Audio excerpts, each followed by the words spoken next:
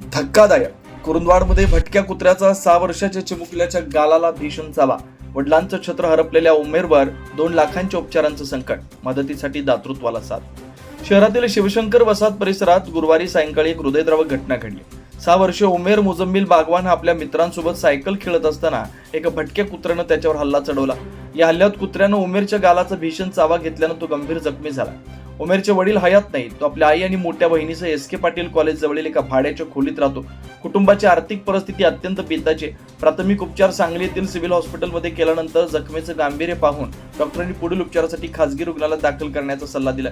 या शस्त्रक्रिया आणि उपचारांसाठी अंदाजे 2 लाख रुपये खर्च अपेक्षित आहे, जो या सामान्य कुटुंबाच्या आवाक्याबाहेर आहे. नागरिकांमध्ये संताप आणि मदतीचं आवाहन. शहरात भटक्या कुत्र्यांचा सुळसुळाट वाढलाय. प्रशासनानं याकडे गांभीर्याने लक्ष देण्याची मागणी होते. दरम्यान उमेरच्या उपचारासाठी दानशूर व्यक्तींनी आणि सामाजिक संस्थांनी सढळ हाताने मदत करावी असं आवाहन स्थानिक नागरिकांकडून करण्यात येत आहे.